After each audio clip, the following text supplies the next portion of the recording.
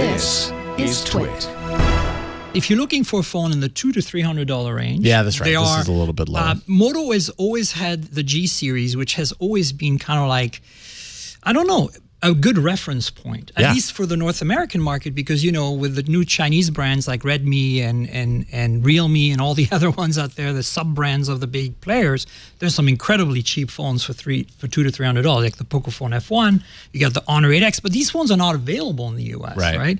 So, and if they are, you may not even know that they do exist. Yeah, you know, so I write reviews for geekspin.co, which is a tech blog, and sometimes I write reviews for them, and they asked me to review this this phone. Now, let me just clean it a little bit. It's, I don't know if you can see, it's full of fingerprints. There you go. So as you can see, it's it looks pretty shiny and blue. Yeah, it's got a nice blue shimmer to it. And then it's got a little notch action up here, as you can see.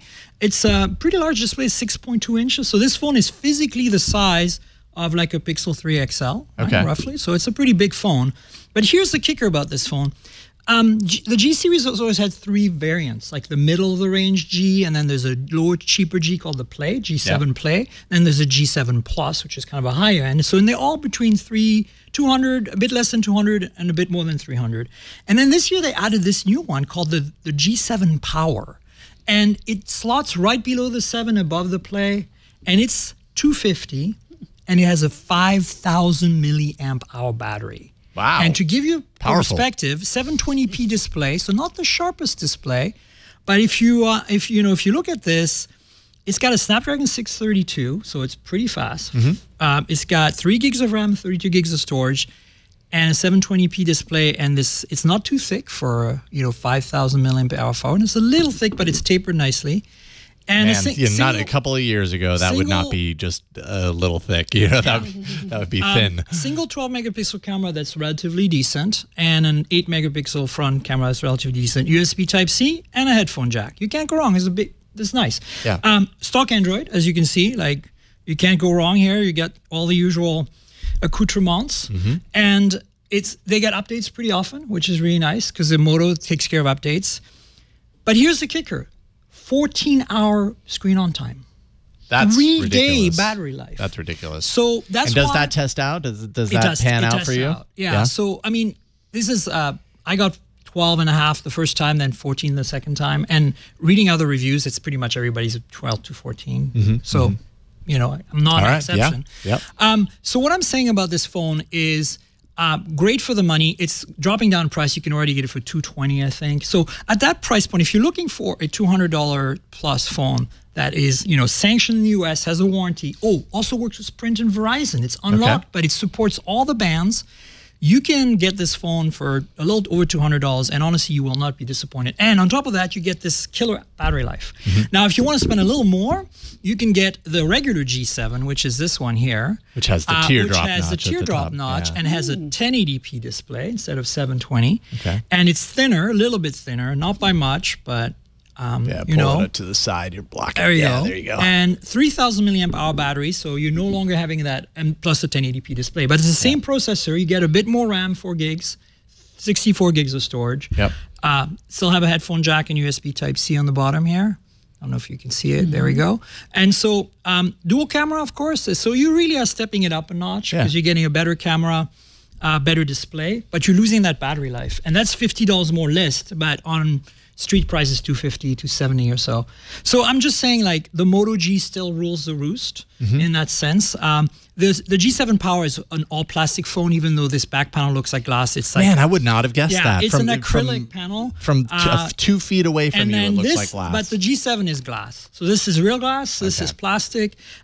What's interesting is last year the G series had a metal frame, and this year it's gone back to a plastic frame. So you can tell that Moto is adjusting, constantly, like, okay, let's see how we can get that price point. So they went for a better chip, which definitely cost them more money, because last year it was $450, but now you've got to deal with a plastic frame. But even though this is plastic, I feel like we've come a long way from plastic, design of old. Like, this actually feels okay, right? Yeah, it feels okay. It feels really great. Pretty premium considering that it is plastic, and it looks great. And so the other thing I wanted to point out is there is one, every phone is great in some ways, and has issues in other ways. So the battery life, of course, on this phone is fantastic. What's a little unfortunate is no NFC. And I'm going to say at $200, but I mean, Google Pay is the thing. People like it. People use. I love it. God, I never use it. You do? Really? I never use it. I mean, I use it all the time, and I think that for some people that's going to be a really unfortunate. Like there are phones at that price point that have it, and so I don't understand how they wanted. I know they want to save money, 20 cents maybe turns it into $1 at retail, right? But $1, come on, like, $1 you're going to lose that in street pricing within a week, right? Like so that's I dock them on this every year that I review the G series. And yet they're still not adding it. And it's like, I don't understand why Moto's not doing this. Maybe because they're owned by Lenovo and the people at the top are like, we're in China. We don't get this tap to pay stuff. We use barcodes and WeChat Pay and all that. So I don't know what it is.